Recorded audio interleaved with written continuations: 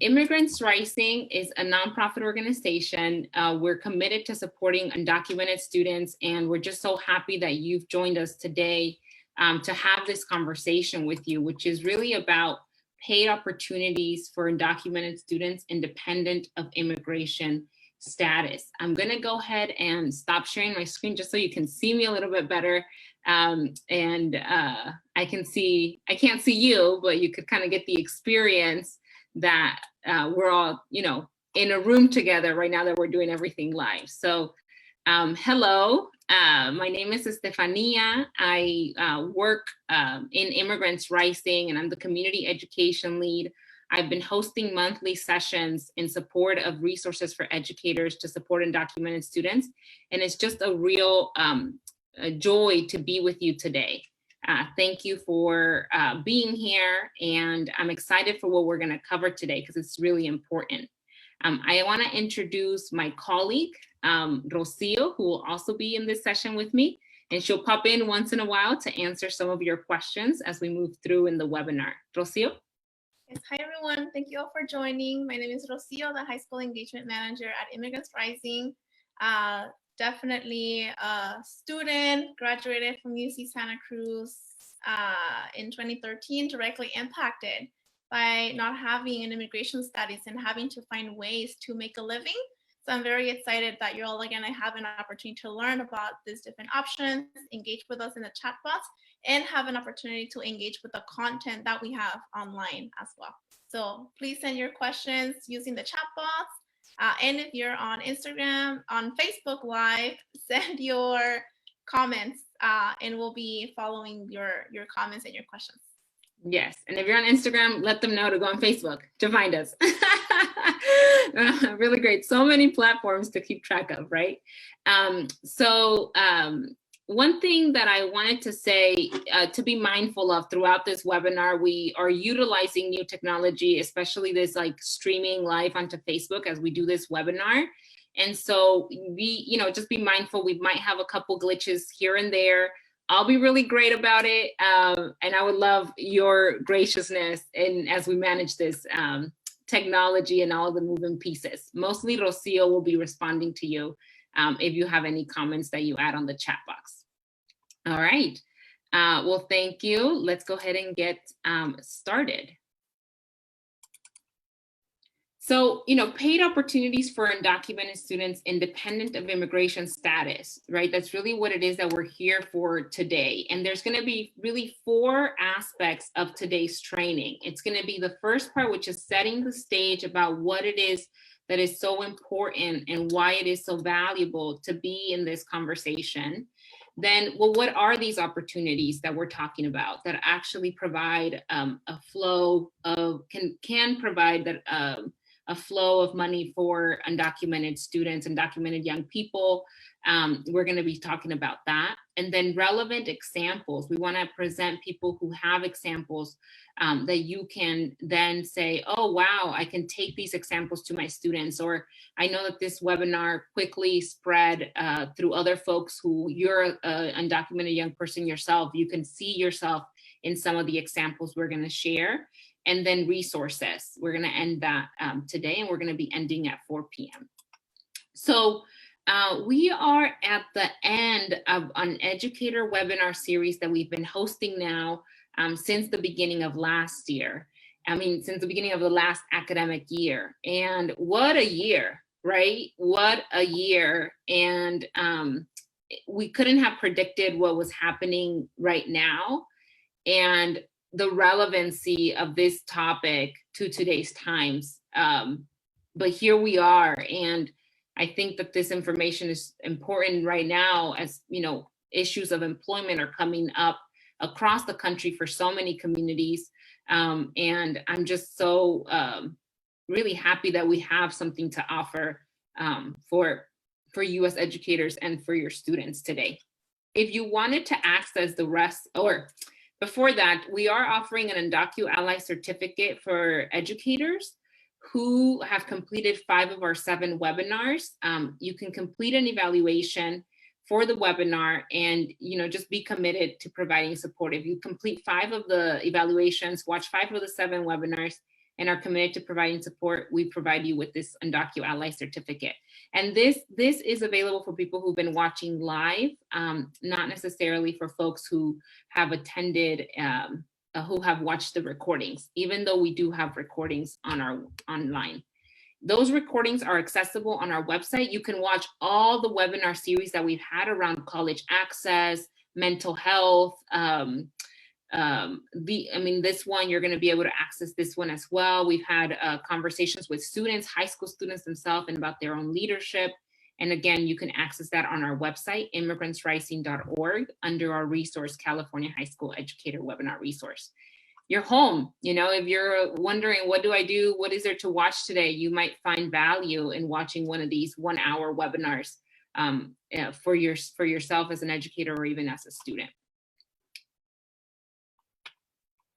Oh, perfect. It linked into the actual webinar series page. It looks something like this, and you can easily see all of the different sessions that we've hosted.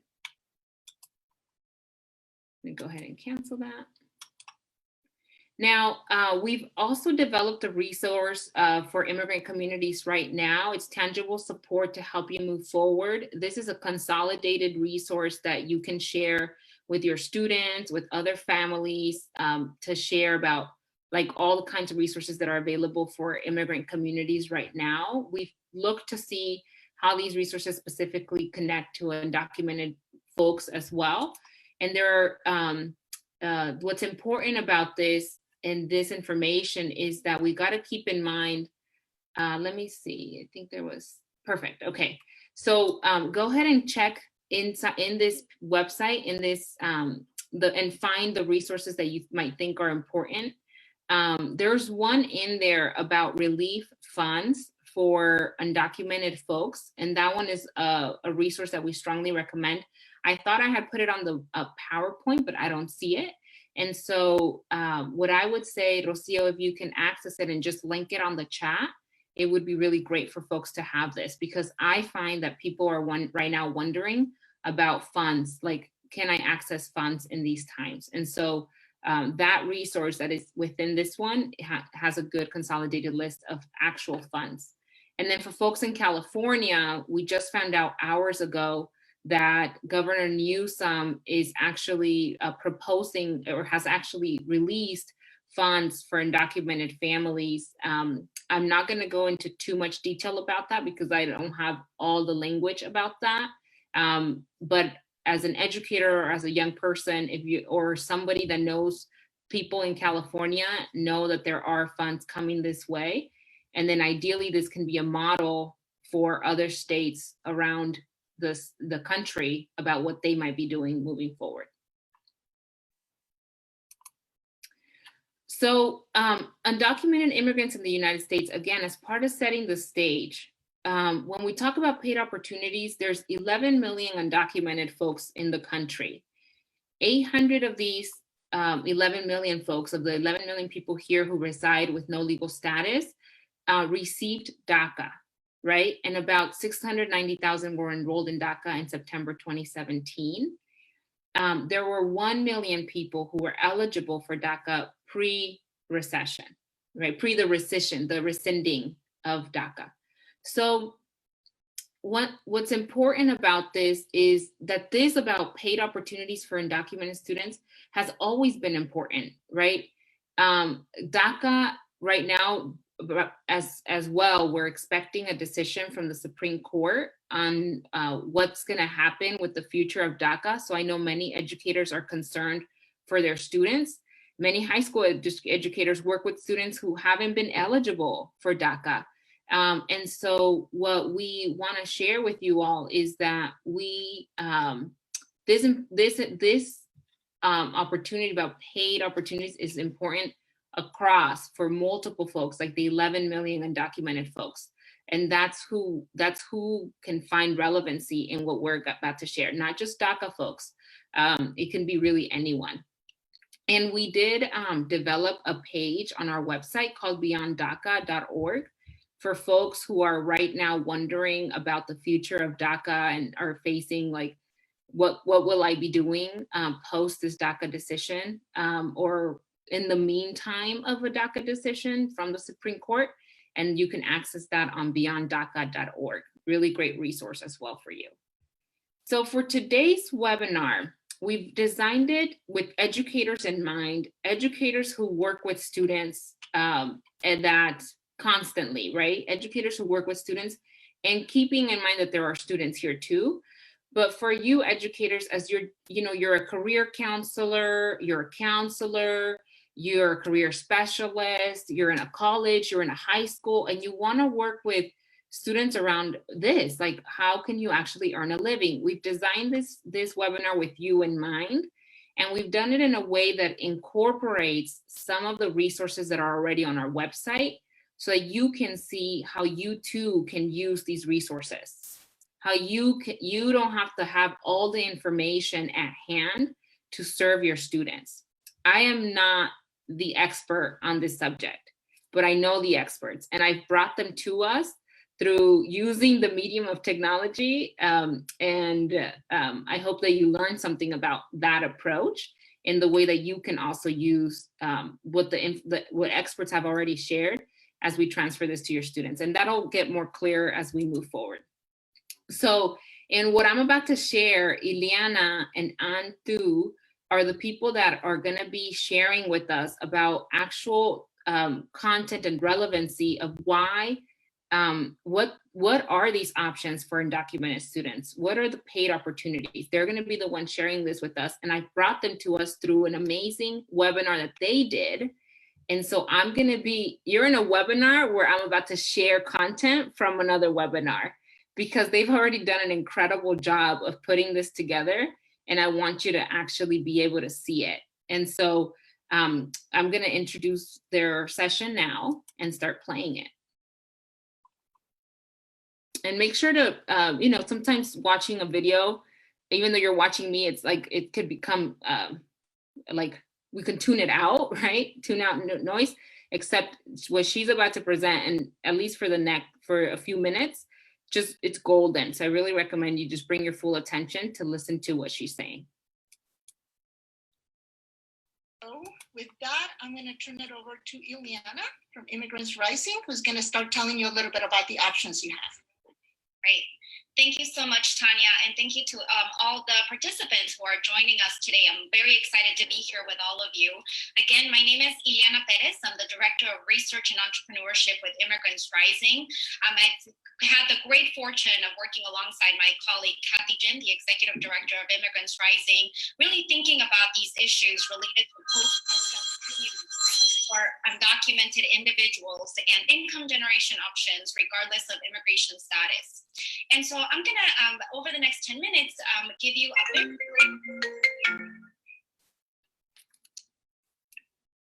sorry about that. I'm gonna give a very brief overview about the income generation opportunities that are available to anyone, regardless of immigration status. First of all, I'd like to say that these opportunities that we're going to be talking about are not employment. Some of the most frequently asked questions I get are related to whether or not individuals can turn employment into an independent contracting opportunity. And that is not the case. It is very important to understand that employment is really one of the biggest limitations for an undocumented person who does not have work authorization or a social security number, whereas these other opportunities that we're going to talk about actually do not require work authorization or having a social security number. So it is very important to understand that there are clear differences, and unfortunately for individuals who do not have work authorization or social security number, employment may not be a possibility, but we are here to share many more opportunities that are available. So the way we typically talk about these income generation options are related to the concept of freelancing, which is often known as independent contracting, consulting, or participating in the gig economy. It doesn't necessarily require incorporating as a business. Individuals can do a variety of different professional consulting opportunities in many different industries across the board without ever having to really incorporate as a business. When individuals are ready to become full-on entrepreneurs and really scale their businesses, then individuals can incorporate incorporate. And there are lots of different ways to incorporate as a business, including a sole proprietorship where one individual owns the business, a partnership where two individuals own a business. And then from there are many other ways to incorporate, such as in C corporations and a limited liability corporation and worker cooperatives, which we're going to hear about a little bit later in the presentation. Next, please. So in terms of legally, why is this a possibility for immigrants regardless of immigration status? It's actually all embedded in the Immigration Reform Control Act of 1986, IRCA, which, as many of you know, adjusted the status of millions of undocumented people. However, at the same time, it wanted to bar other undocumented individuals from coming to this country and working as employees. And that's where the I-9 system was created that does, in fact, require work authorization and green card. However, there was an exception embedded in IRCA that basically excludes individuals, and it's actually foreigners, from coming to this country to engage in investment, independent contracting, and business startup, which is completely different. In this case, independent contractors or entrepreneurs can actually use their ITIN to be able to earn a living in the United States through these means, as long as everybody pays their tax. That ended with as long as everyone pays their taxes. So I'm going to go with that, I'm going to turn it over to Ileana from Immigrants Rising, who's going to start telling you a little bit about the options. Okay, great. So we got to see all of these options. Again, what are they? Very informative. Oh, something's happening. This is one of those moments where I'm having a little glitch. Let me just go back to the presentation. Okay.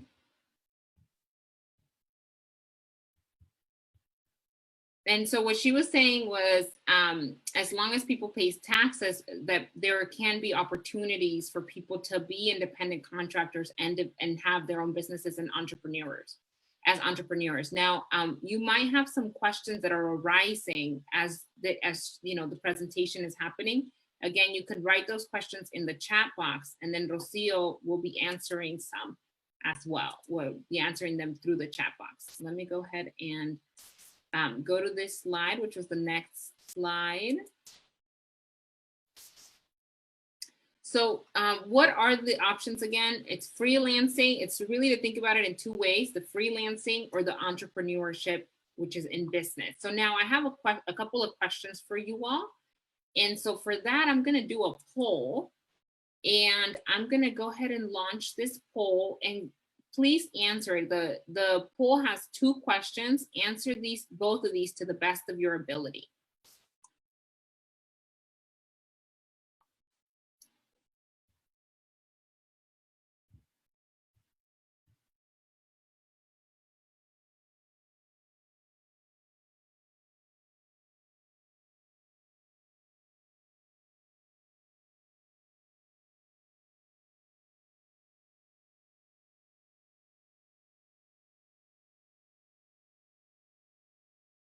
All right. We have a few more people left to answer.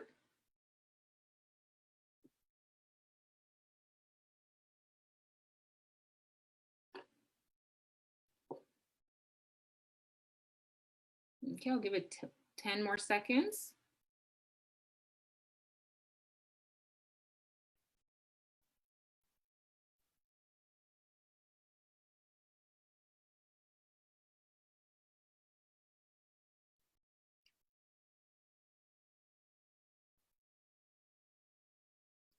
All right, perfect. So I'm going to go ahead and end the poll now.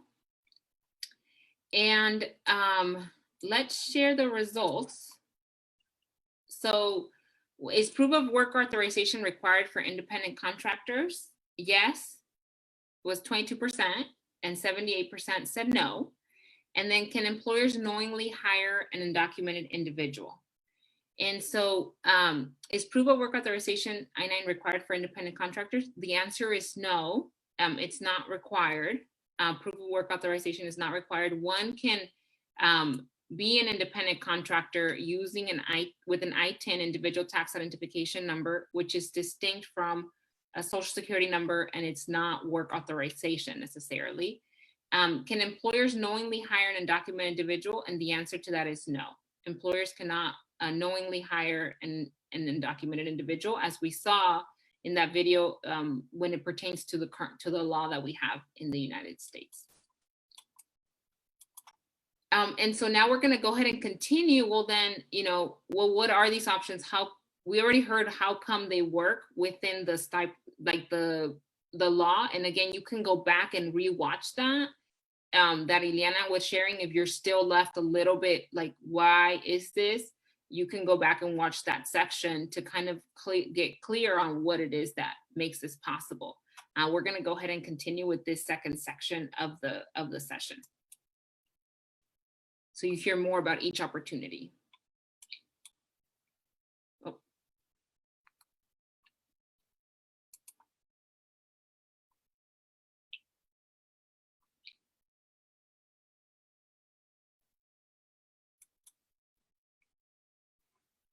So option one is related to independent contracting. The concept of independent contracting refers to the ability for an individual to provide a service to a payer or a client. Basically, what's very important about independent contracting is that the worker has the ability to control the type of work they're doing, their hourly rates, and is able to really take full direction of the type of work. Independent contracting also is subject to self-employment tax, and it should follow the IRS common law rules, behavioral, financial, and the type of relationship. We actually have many resources that talk about these common rules in much more detail than we can in this presentation. Next, please. We have a great resource that we recommend. It's called our 5 Tips to Get Started as an Independent Contractor. It is going to be included in the chat box, so you can start to think about what it's actually like to start working as an independent contractor. There are much more concrete steps and information within these 5 steps, but ultimately what's necessary to start working as an independent contractor is to really shift from an employment mindset to an entrepreneurial mindset, where people really have to think about, how do I use my own skills, abilities, what I've learned at school to actually turn that into a consulting or entrepreneurship opportunity. Then it is important to understand freelancing considerations. And then from there, it's important to understand how to market yourself, how to potentially get access to financial capital and pay taxes. But ultimately, highly encourage you to take a look at these 5 tips to learn how to get started. Next, please. Option 2 is to be able to start your own business. So as I mentioned before, individuals can pursue consulting, independent contracting. You may all be familiar with Lyft, Uber, DoorDash, which are activities done in the gig economy where individuals don't really have to start their own business. You can engage in different type of work. However, there are a lot of benefits to starting your own business, primarily as a way to protect your identity. When somebody incorporates into a business, they are able to get something called an employer identification number, which is a number given to a business entity. So then moving forward, when engaging in business, individuals would complete a W-9 form in the name of the business using the employer identification number rather than your name and your personal ITIN or social security number. Once you incorporate as a business, it's also much easier to navigate questions related to immigration status because you're a business entity, and that is what a business entity does. The business entities engage in business-to-business transactions. Another benefit of starting a business is that businesses are often exempt from freelancer laws, which typically are related to independent contractors and not so much businesses. So again, it's much easier to engage in these types of contracts when you are incorporated as a business. Furthermore, once you're able to get that employer identification number, you can then access capital through business credit cards, through business bank accounts, using those numbers rather than, again, your individual numbers. You also have the ability to expand your business and be able to apply for larger contracts, again, using that employer identification number. And there are many other cost-effective benefits that we have much more information on in one of our resources called Choosing a Business Structure that we recommend. Next, please. The last option I'm going to talk about is related to fellowships. Fellowships are a great opportunity for you all, especially at a college or university, to be able to get the professional development that you need in order to be able to develop the skills that are needed to be able to engage both an independent contractor and entrepreneurship. The fellowship model actually does not require work authorization, and there's the ability for students to actually get paid to be able to get these professional development experiences on campus. I highly recommend doing some research at your own campus to identify if there are any existing fellowship opportunities within your field of study. You can also look for nonprofit organizations such as Immigrants Rising. We actually also have fellowships ourselves to be able to get additional skills in a particular area, but I would definitely encourage you to first check out the fellowships on campus and advocate for any other fellowships that may currently not be open to undocumented students. Next, please. And now I'm going to pass it over to my colleague, Antu, who's going to talk about the worker cooperative model. Hi, everyone. Great to be here. Just a little reintroduction to myself. I'm Antu Wang, Director of Strategic Partnerships at Democracy at Work Institute. Very quickly, Democracy at Work Institute, or DAWI, expands democratic business ownership to people who have traditionally been locked out of good jobs and ownership opportunities, specifically low-wage workers, immigrants, and communities of color.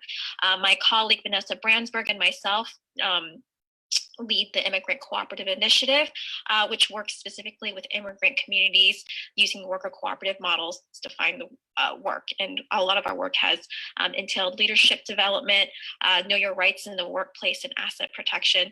And now what we're developing, which is called a rapid response cooperative, which will allow for young professionals to find work who otherwise would not have work authorization. So just a little bit about cooperatives. They've been used in immigrant communities for decades in order to enter the economy by working together in partnership and creating better wages with protections in finding work with employers.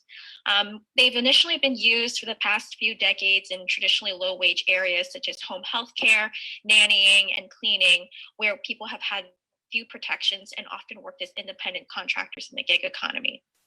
So a cooperative is, just in short, it is a type of business.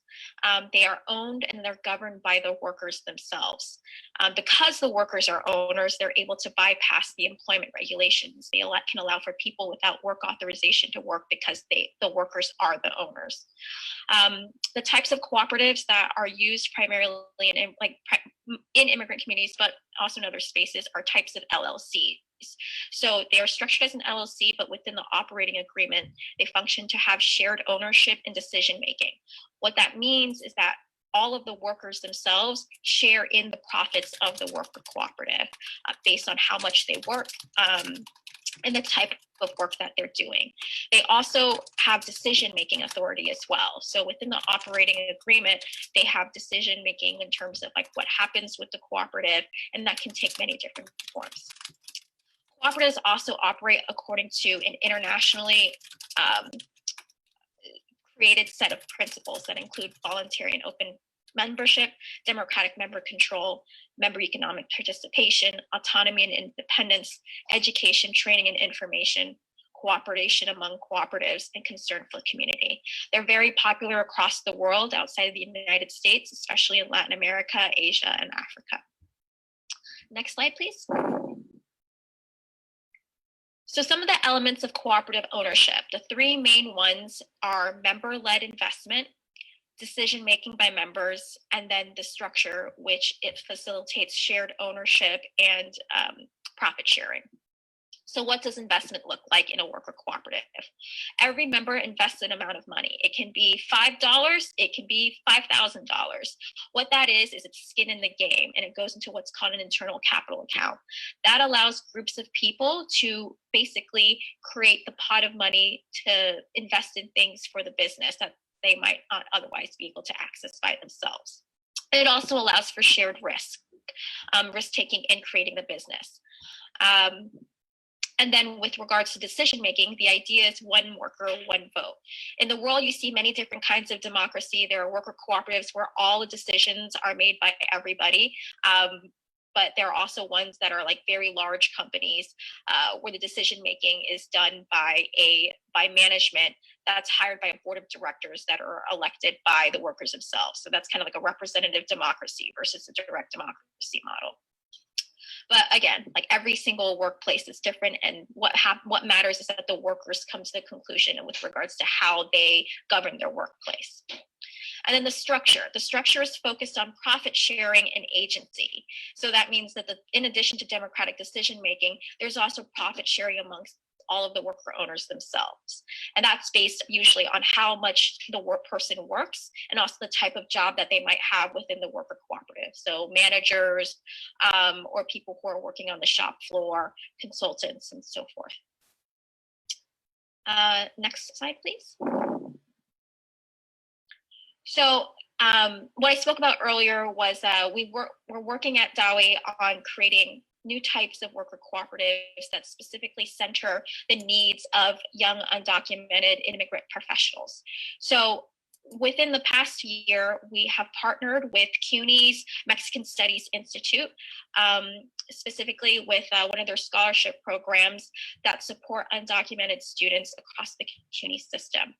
These individuals have had fellowships, they've been working as interns, they're deeply connected in the community, but they have trouble once they finish their fellowships as to finding work because of their lack of work authorization. So our solution was to create what's a consulting cooperative called Radiate Consulting. We launched it in Los Angeles and in New York City in partnership with CUNY. And what it does is that it creates a container so that individuals can get work with different organizations. Our focus is on nonprofit consulting, specifically with immigrant services and immigrant justice organizations, and allows the graduates, the member owners themselves, to find work to continue in the work in spaces that they might already have been in and get paid through the worker cooperative. So, well, in a little bit, you'll be able to meet one of the worker owners, Jasmine, who can talk more about her experience with Radiate Consulting. And the worker owners, they're able to develop their careers. So people who, for example, were trained as accountants or trained as computer scientists can now continue and get the work and develop their careers after college, after grad school, and build income and assets for themselves. Next slide. Okay. Great. So that was the bigger clip of the webinar section that I wanted us all to see, because the knowledge there is golden. And so I'm going to go ahead and go back to the presentation. In the meantime, I know that there were many questions. Rocio, are you able to come on and then just answer a few live while I set up the presentation? Yes. So thank you all for your questions and your comments. So some of the things that were important to highlight and to share. So there was one question that came in regarding if someone has a social security number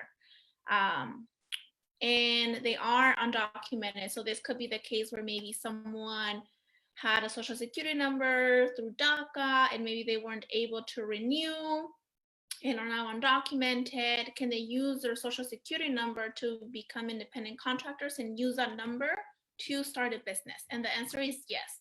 So typically people will either have an ITIN number, individual tax identification number, or a social security number. If they were given a social security number through DACA or any other form such as TPS, they can only have one or the other. So they will use their social security number to register and start a business. From my own experience after graduating, I actually joined an existing LLC.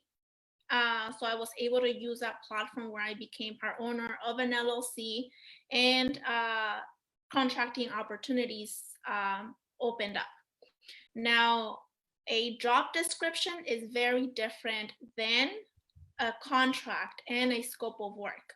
So in my case, I would have a contract and there was a scope of work between the LLC that I was a part of, and I came and I offered my services as an owner of the LLC through a contracting format. And I also had the chance to do just independent contracting prior to joining an LLC.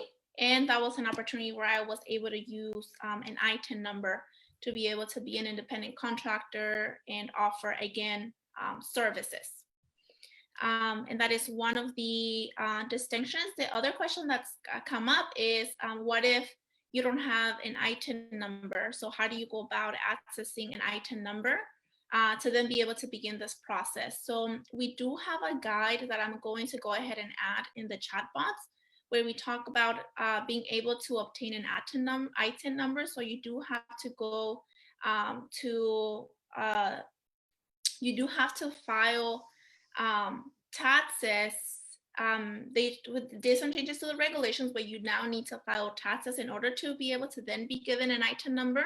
So what I will do is I will go ahead and add a link in the chat box and in the comments, the resource that you can look to that can also connect you to places where you can go to file for an ITIN number.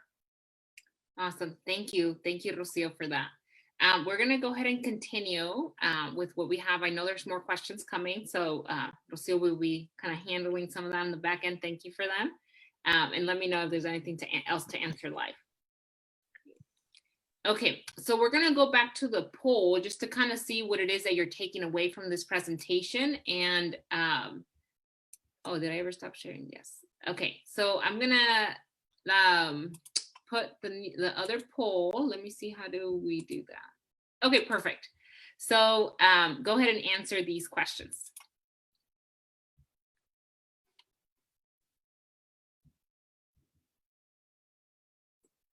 And while people are answering, one of the things that I would like to share as y'all are answering, one of the questions that came up is, how do we help people, undocumented folks, access internships or in other cases, paid internships, which is usually the theme, being able to be compensated.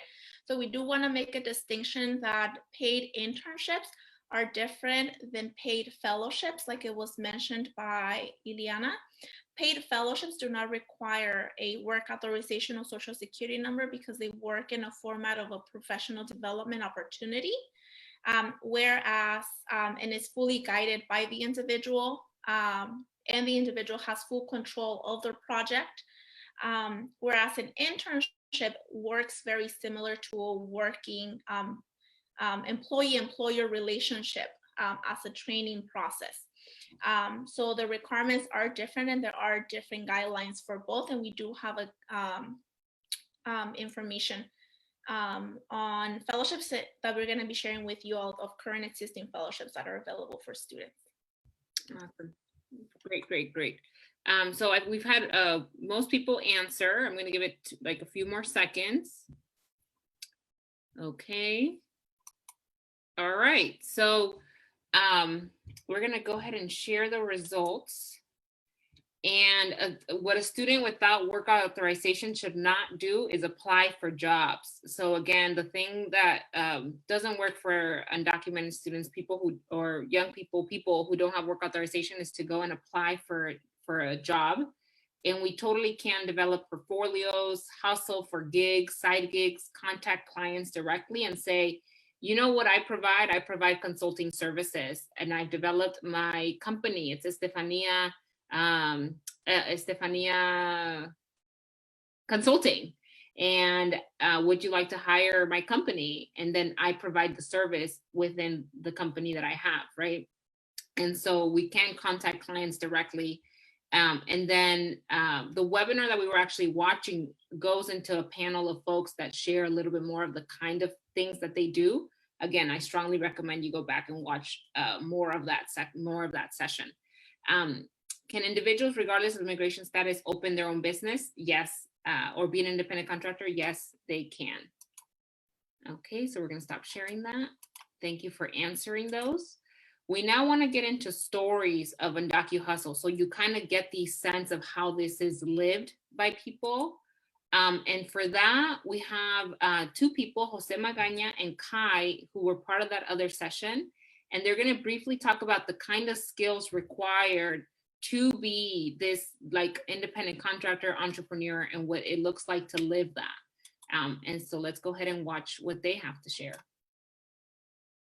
I would like for some of you to address is, or all of you to address is, what skills or mindset do you need to have in order to do this kind of entrepreneurial jobs or to find a source of income outside of what's traditional employment? So Kai or Jose or Norma, anybody? Jose, would you like to start? I would love to start. Thank you so much. I think it's important to be able to recognize the skills that are essential in actually getting business. Because you're running your own firm, it's really on to you to identify your clients and identify those revenue streams. So what I did was I asked myself, what skills do I have and what mindset do I need to have in order to move this forward? So I think it's helpful to identify what sort of services that you offer. What are you good at? What do you think people would pay you money for? And at the same time, you have to be able to multitask lots of different clients and lots of different things at the same time.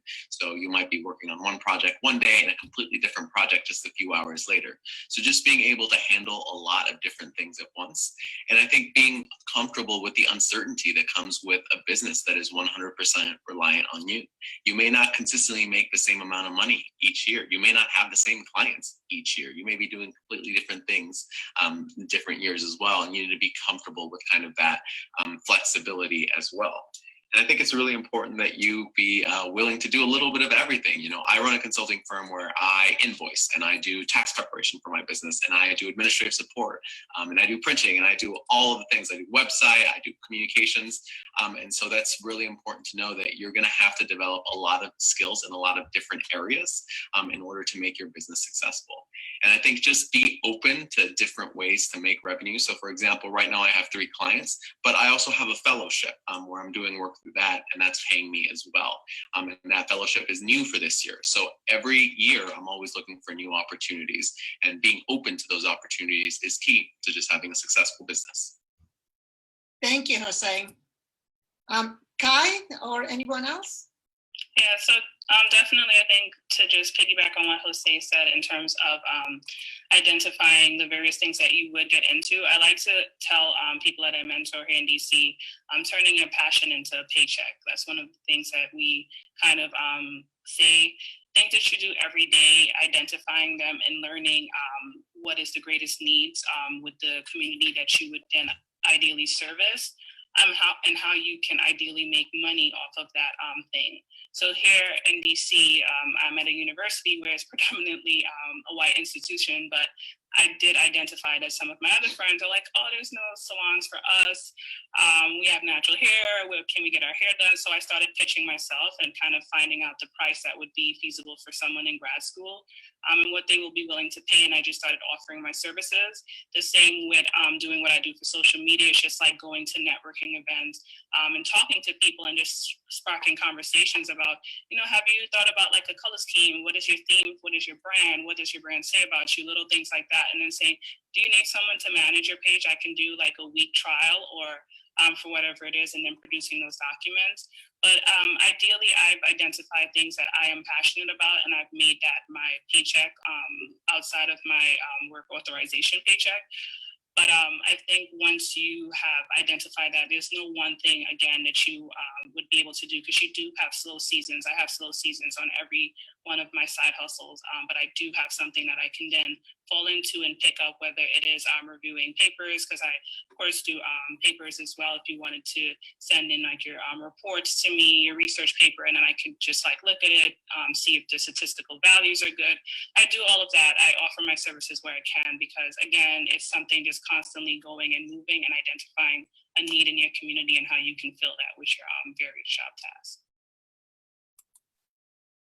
So great. I think they really share like the experience, like what it is, right? They're perfect examples of that. And I so appreciate what they do and how they can then, you know, share it with a lot of you as educators, students, so that we can I would really like see, for some of you to address is, or all can really see how this is possible. So now that we've heard from them, I want you to kind of say, well, what skills did you hear the presenters highlight? So go ahead and put it in the chat box, what you heard that they highlighted as the skills that you need. And so that you can, you know, kind of take some time and reflect on that and then write it down. Branding, networking, be open, yes. Knowing what you can offer and then enjoying what you do. Passion, comfortability on uncertainty, very powerful. That's right. Like there's nothing certain, and developing a strength and being with that. Yep. Commitment, multiple jobs, multiple opportunities of income. Yes. Yes, all of that, right? Those are all kind of skill set. And so again, for folks that are working with students around career, we tend to work with them and like, apply for this job, go to the job interview, you get to work 9 to 5, you got the job, hooray. That's not what this is. This is, and many people outside of undocumented, beyond undocumented folks do this, like networking and branding and develop companies. And on our entrepreneurial, we want to just share, this is an opportunity that's available to undocumented young students, to undocumented people. You know, my mom does this. She sells, someone mentioned Mary Kay earlier. She's done Mary Kay, Jafra, Princess House is what she's a part of now. And like I grew up working in the flea market on the weekends. And like my grandma said, mija, as long as you have hands and feet and you have something, you can always sell. Like you can always, there's nothing missing that you're not going to be able to get some kind of inflow of money, right? And so having that kind of ability to think beyond sometimes what we've been taught is really important for this. And so it's so happy to see what they had to share. And for you, what we have is we have an independent contractor brainstorm worksheet. So if you're a student, you would actually, this worksheet is intended for you to take time to reflect on what are your skills? What is your current field of study? What skills have you acquired? You know, I guided some students through this, and as they were thinking about this, as I was thinking about this, I was like, oh my God, I speak 2 languages. I can translate, I can interpret. I've been interpreting for so long. You know, I can do consulting. I've been part of organizational development work. Like there's just so many things that sometimes we have as skill sets that we just don't realize. Planning, helping people how to access Zoom. I'm starting to do some of that. I'm not charging, but you know, maybe in the future, right? So being able to kind of think, well, what skills do you have? What can you do? And so this is a worksheet that Rocio will post so that you have access to this and that you can actually go through the worksheet yourself and do that thinking. We're now going to be watching Alejandro and what he has to share around undocumented, like the story really of the undocu hustle.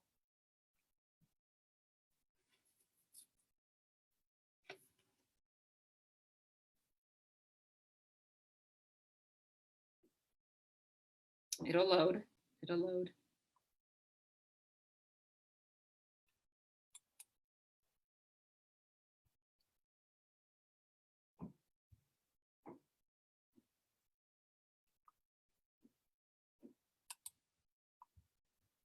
You know, entrepreneurship right now, I feel like it's the cool thing to do, right? It's attainable, you know, we know what it is. And looking back, I realized that it was something that I kind of fell into it, but because we were almost born into it. You know, what I mean by that is looking back and looking at my mom's hustle, right? My mom didn't plan to be an entrepreneur.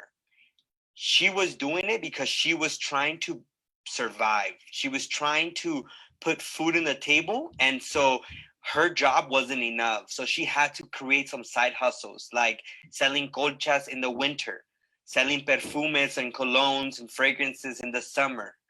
That is an entrepreneurship trait that I grew up with. I saw that hustle day in and day out.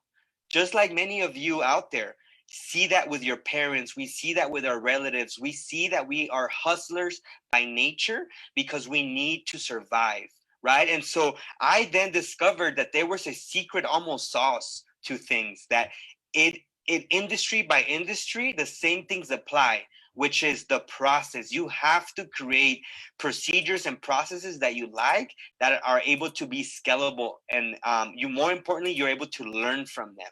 Now, 5 years later, after starting my own first side hustle, I've been able to quit my full-time job and dedicate my entire work into my business. So if you're thinking of starting a hustle, the time to do that is now, because you want to be, in 5 years from now, you want to be the person who says, you know what, I started a side hustle 5 years ago, and today it's a full-time hustle.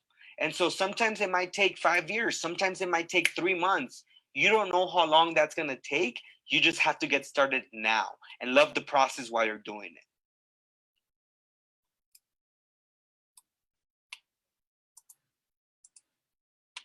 So love his video, what he has to share. It's so, it really is like you start somewhere. And so it's the first step, taking that first step. And we're really inviting you to take that first step and lean in, connect, network, know folks, maybe being here was part of your first couple steps. Great. Then what's next and what's next? And it really is your long-term vision of 5 years from now, 10 years from now, looking back and saying like, wow, look at what I've accomplished now, Now, for some resources for you, and then Rocio did have to step out, so I'm going to show you how to access all these resources before we end, so that you know how to access them directly versus starting to put them on the links. I'm going to show you here how to actually get to all of the resources that we shared yourself. So I'm going to share a couple of things and then show you how to get to them. So we have a list of fellowships, 2020 undergraduate fellowships that don't require proof of US citizenship or legal permanent residency. These fellowships, this list you can access on our website. I'll show you how in a moment. Very important for many of you who might be eligible, or educators that you share with your folks, with your students, how they can be eligible, and share them this list because they might be eligible so that they can apply. There are 2 fellowships that I want to have, really stand out to many of you. There's one called Code the Dream. The deadline is coming quick. I strongly encourage folks to apply for Code the Dream because this is a fellowship opportunity that can really teach folks how to code, which is such a, high paid technical skill. And they do a really great job of bringing in that technical training and really opening the door for folks to then have career options after participating in this fellowship. So I recommend you check this one out. Again, it's called Code the Dream. You can access it via website and apply. And then there's another one. This one's for the Bay Area. It's the Dream SF Fellowship. So for folks that are in the Bay and in San Francisco, strongly recommend this fellowship for you. It's called the Dream SF Fellowship. And that you can, again, the deadline's coming quick. And check out, if you're not, neither of these 2 were relevant for you, check out our longer list, which I saw Janet, awesome, just posted it. It might have been Jeanette, but thank you so much for doing that. Awesome. And go on that link and you can access the rest of our fellowships. But how do you access a lot of the resources that I just shared? You go, you're on your website, you go on immigrantsrising.org. So you first go on our website, and then under resources, we have a little search engine, and you can, I saw some people wondering about the California Educator, or the Educator Webinar series. So California High School Educator Webinar series, and then it pops up in here. If I have a question about I-10, so you can look up resources that include I-10s, EINs, and taxes as a webinar format. There's a handout or there's a guide, right? Handouts are a little bit shorter than the guides. And you can also access things like this. Whenever, I know many of you asked about the PowerPoint, we will upload the PowerPoint onto the California High School Educator webinar page and put this PowerPoint within that video. And so you can access it. It usually takes us about two to 3 days to upload, and you can access it there. So can we get a link to the recording of this presentation? Yes, so you'll get the link once it's up on our website. And so you'll have the link and the recording. This is how it's gonna look. So I'm gonna just show you how it looks. It looks like this. And when you go onto this page, it's gonna be at the very bottom. Instead of saying join us live, it's gonna actually have the watch the webinar. And you can, and all the webinars are available on here. Again, all the webinars from the previous series. And then this is also gonna be, we're gonna embed the one from today, obviously. So awesome. I see that Luis is saying that Code the Dream is everything that they've dreamt of. So very good, apply. I'm glad you were on here to be able to benefit from that information. I'm gonna go ahead and stop sharing the screen because the presentation itself is complete. I'm gonna see if there's anybody else. It's the Code the Dream on California. Code the Dream is national. It's actually national and it's online, virtual, so anybody from across the country can apply. I'm glad people are feeling thankful. You're very welcome. Let me see, I saw there were some Q&A, some questions. Let me see if there's anyone that I can catch before we leave. I just, for some reason, I can't access the, I know there are people who wrote things within the Q&A, and I'm not actually able to see those questions. I apologize. I can only see the chat. Let me see. So for folks that wrote in the Q&A, I should have your name. And you wrote those questions. I can look back at the data and look at the questions that you wrote, but I can't actually see your questions at the moment. Oh, perfect. Someone has said that the Q&As were answered. All right, great. We have a great team taking care of you all. So thank you for being here. Thank you for being interested in informing yourselves about opportunities to really earn a living. The link to the resource guide. Oh, the funds. Yes. Let me put the link with the funds, and that'll complete our session so that you can have access to that, because I don't know that that one was embedded. Let me see where it went. Let's see.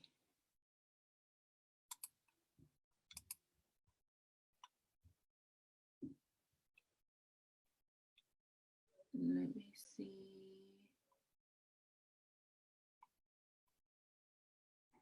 I just sent it to someone today, so let me just access it that way. I don't see it here. And then there are many funds that are opening up ongoingly. And so, I mean, I trust that more opportunities open up. But the one that I've shared is this one, which I found to be really informative. Let me see. And really practical to use.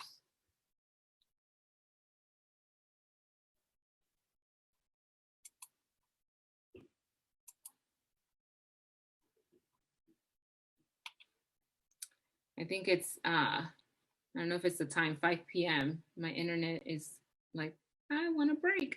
Let me see. Okay, here it is.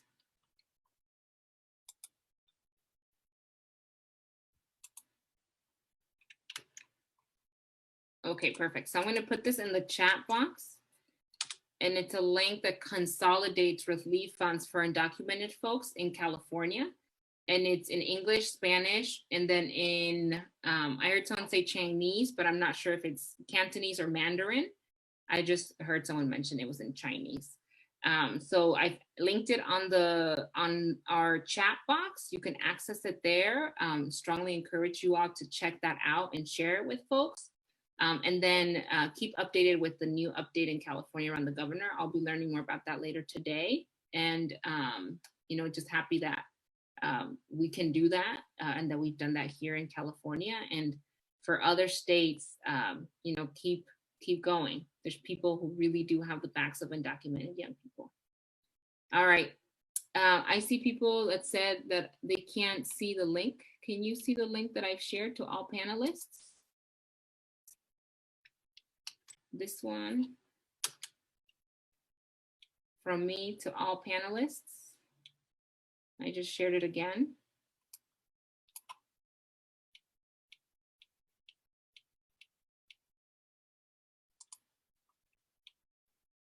All panelists and attendees. Awesome, very much makes sense. Thank you. Thank you, Andrew. Got my back, I love it. Okay, great. So now it's accessible. I'll kind of stay on so you all can get that, but the webinar is complete. Thank you for your time.